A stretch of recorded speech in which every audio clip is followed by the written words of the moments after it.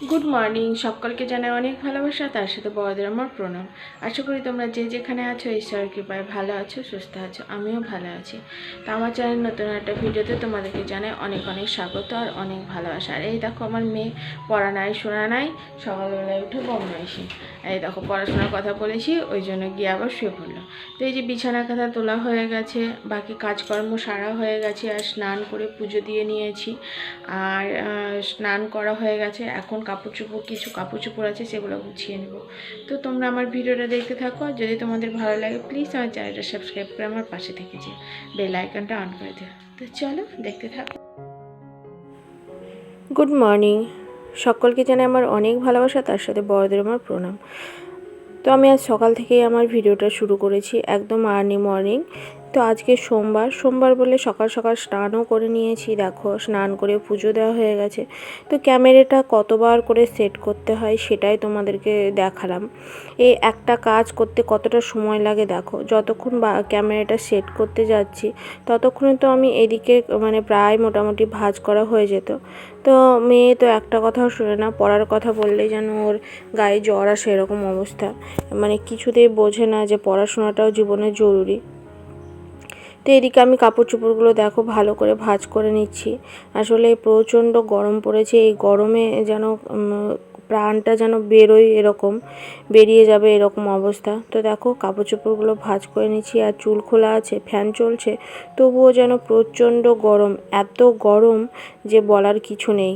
আর সকালবেলায় এখন প্রায় 8:30 মতো বাজে। তো এখনই মনে হচ্ছে যেন রৌদ্র ফেটে পড়ছে, এরকম ভ্যাপসা কেমন যেন একটা গরম। তো এদিকে আমি মেয়েকে বকছিলাম পড়াশোনার জন্য, যেহেতু পরীক্ষা আছে ওই জন্য বকছিলাম। তারপর দেখো মুখটা কেমন করে আছে, দেখে মনে হচ্ছে মুখ দেখে মনে হচ্ছে জ্বর চলে এসছে, শরীর খারাপ হয়ে গেছে, এরকম ব্যাপার। তো এই যে বইয়ের ব্যাগটা তুলে দিলাম এখন, বকাঝকার পর যাই হোক একটু পড়তে বসানো হয়েছে। আর এদিকে আমি জামা কাপড়গুলো গুছাচ্ছি, আর কত জামা কাপড় গুছাতেও যেন অনেক সময় লাগছে। আর আমার মেয়ের তো পড়াশোনায় একদম মন নেই। কী করে যে পড়াশোনা করাবো আমি বুঝতেই পারি না, বুঝে উঠতেই পারি না যে আমি ওকে কী করে পড়াশোনা করাবো। তো আর আজকে এতটা গরম যে কিছু বলার নেই। আর রান্নাবান্নাও হয়নি, রান্নাবান্না করব। রান্নাবান্নাগুলো কী যে রান্না করব এখনও ঠিক বুঝতেই পারছি না। তো যাই হোক, তো কিছু রান্না করতে হবে। আর এই গরমে যেন প্রাণটা বেরিয়ে যাবে এরকম অবস্থা। আর আমাদের তো দৈনন্দিন জীবনটা তো যে একদম খুব সুখের স্বাচ্ছন্দ্য বোধে জীবন কাটে এমনটাও না। তো আমরা যেরকমটা পারি, যেমনভাবে পারি সেইভাবে লাইফস্টাইলটা বিলং করার চেষ্টা করি, যতটা পারি যে থাকা যায় সেইভাবেই। তো এইদিকে দেখো সকাল থেকে আর আমি কিন্তু কোনো ভিডিওই করিনি। মেয়েকে খাইয়ে ধুয়ে আমি স্কুলে পাঠিয়ে দিয়েছি, ও স্কুলে চলে গেছে। আর স্কুল থেকে পরীক্ষা দিয়ে আসার পর খেয়ে একটু শুয়েছিলাম। আসলে এর আগে তোমাদেরকে তো বলেছিলাম যে আমার শরীরটা ভালো নেই, অনেকে তো জানো। হয়তো অনেকে কমেন্ট করে বলবে, প্রতিদিনই তো বলো যে শরীরটা ভালো নেই, কিন্তু সত্যিই ভালো থাকে না, বিশ্বাস করো। কিন্তু ওই যে আমাদের মেয়েদের প্রতিদিনের কাজটা প্রতিদিন করতে হয়, এই যা। তো তারপর একবার এসেছি রাত্রিবেলা, তো মেয়ে একটু ফুচকা খাবো বলছিল, যেহেতু বাইরের ফুচকাটা কম খাওয়ারই চেষ্টা করি, একদম চেষ্টা করি যাতে বাইরের ফুচকাটা না খেতে হয়। তো এইদিকে দেখো আলুটা সেদ্ধ বসিয়ে দিলাম। তারপর গ্যাস জ্বালাতে গিয়ে দেখছি সিলিন্ডারটা অফ করেছি, সিলিন্ডারটা অফ করে রেখেছি কিন্তু ভুলে যাই, জানো তো। তো আবার এইদিকে সিলিন্ডারটা অন করে দিলাম, আর অন করার পর গ্যাসটা জ্বালিয়ে দিলাম। আর গ্যাসটা গায়ে ঠেকেছিল, তো মনে হচ্ছে কারেন্টের শক নেওয়ার মতন অবস্থা। তো এদিকে তেল দিয়ে দিয়েছি কড়াইয়ে। তো এবার ফুচকাগুলো ভেজে নেবো একে একে। আর ফুচকাগুলো দেখো কি সুন্দর হয়ে ফুলে, যদিও এটা কেনা পাঁপড়। আর কেনা পাঁপড় আছে বলেই তাও খাওয়া যায়। আর বাড়িতে বানিয়ে খাওয়ার মতো ধৈর্য শক্তি কোনোটাই আর কাজ করে না। তো এইদিকে পাঁপড়গুলো ভেজে নিচ্ছি, আর দেখো কি সুন্দর ফুচকার মতো গোল গোল হয়ে যাচ্ছে। আর এগুলো জানো তো এমনিও খাওয়া যায়, যে আলু জল দিয়ে মাখিয়ে খেতে হবে এমনটা না, এমনিও খাওয়া যায় পাঁপড়ের মতো, খারাপ লাগে না, বেশ ভালোই লাগে। আর এদিকে ফুচকার পাঁপড়গুলো ভেজে নিয়েছি। আজকে আমরা মেয়েতে খেয়ে নেবো 1 গামলা ফুচকা। হয়তো অনেকে বলবে তোমরা কত ফুচকা খাও, তো এখানে 30টা মতো ফুচকা ভেজেছি। ওই 30-35টা মতোই ফুচকা ভেজেছি, ওটাই আমরা মেয়েতে খাবো। আর বাড়ির জিনিস বুঝতেই পারছো, ওই জন্য একটু বেশি করে ভেজেছি, বাড়িতে করছি তাই। আর কেনা হলে তো 10টার বেশি, মানে 10 টাকা, খুব বেশি হলে 20 টাকার বেশি খাই না। মেয়েতে খেতে গেলে 40 টাকা পড়ে যায়, ওই জন্য বাড়িতে করি, খরচটা একটু কম হয়। এই ফুচকার প্যাকেটগুলো 100 টাকা করে নেয়, মোটামুটি 500টা মতো ফুচকা থাকে। ওই মানে 100 টাকায় 5 দিন ফুচকা, 5 দিন কেন 10 দিন ফুচকা খাওয়া হয় 100 টাকায়, কি একটু খাটতে হয় তাই। আর এদিকে আলুটাও সেদ্ধ হয়ে গেছে, তো আলুটা এখন জল ঝরিয়ে থালায় নিয়ে চলে আসবো মাখার জন্য।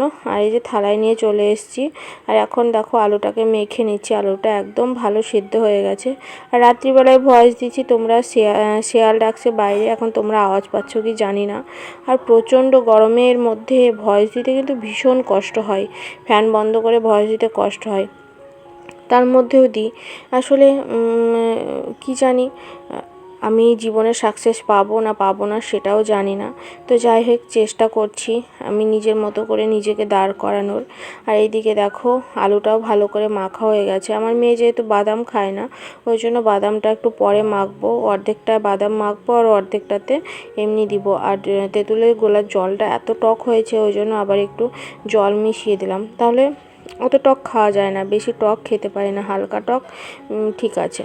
আর এদিকে আলুটাও দেখে নিলাম লবণ টবণ ঠিক আছে কি, তো লবণ একটু কম কম ছিল, তো লবণটা আবার একটু দিয়ে নিলাম, জলেও একটু দিলাম, আবার এখানেও আলুর মধ্যেও একটু দিলাম, তাহলে টেস্টটা ভালো আসবে। আর জলে মানে লবণের পরিমাণটা যদি ঠিকঠাক না হয়, তো সেরকম টেস্টটা অতটা ঠিকঠাক হয় না।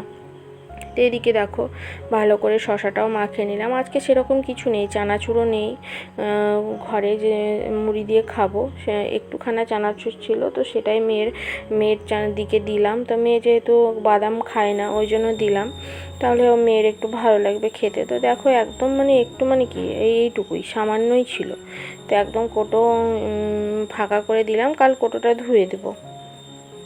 আর এদিকে ফুচকা দেখো, ফুচকা খেয়ে নেবো এখন মেয়েতে। তো আজকের এই ছোট্ট ব্লগটা তোমাদের কেমন লাগলো তোমরা অবশ্যই কমেন্ট করে বলো। যদি ভালো লাগে প্লিজ আমার চ্যানেলটা সাবস্ক্রাইব করে আমার পাশে থেকে যেও, আর বেল আইকনটা অন করে দিও। তোমরা যদি চাও আমি ইউটিউবে একটু এগিয়ে যাই, তো আমার ভিডিওগুলো তোমার পরিবারের সঙ্গে শেয়ারও করতে পারো। তো এদিকে আমিও খেয়ে নিলাম ফুচকা, আর মেয়েও এই দেখো খাচ্ছে মেয়ে, আর ও ও ও ওর মতো করে খাচ্ছে। তো এদিকে দুই দিকই ফুটো হয়ে গেছে, তো আবারও দুই দিক দিয়ে আলু দিয়ে একটু কাট করে খেলো। যাই হোক, তো ফুচকাটা খেতে কিন্তু ভীষণই ভালো হয়েছিল। আর বাড়ির ফুচকা তো জানোই, এতে খেলে কোনো সমস্যা হবে না, খেতে বেশ ভালোই লাগে। আর কেনা জিনিসে তো অনেক কিছু দেয়, এটা ওটা সেটা দিতে থাকে, ওতে তো আর অসুবিধে হয় মানে খেয়ে সমস্যা হয়, কিন্তু মুখের স্বাদ ভালো হলেও খেয়ে সমস্যা হয়। তো আমি বাড়িতে করি, বাড়িতেও খেয়ে বেশ খারাপ হয় না, বেশ ভালোই হয় খেতে। তো চলো আজকের মতো আমার ভিডিওটা এখানেই শেষ করছি। তোমরা ভালো থেকো, সুস্থ থেকো, সাবধানে থেকো, আর সবসময় হাসি খুশি থেকো। তো আবার দেখা হবে নতুন একটা ব্লগের সঙ্গে। তো ততক্ষণের জন্য তোমরা সবসময় সুস্থ থেকো। ঈশ্বরের কাছে প্রার্থনা করি তোমরা যেন হাতে পায়ে সর্বদাই সুস্থ থাকো।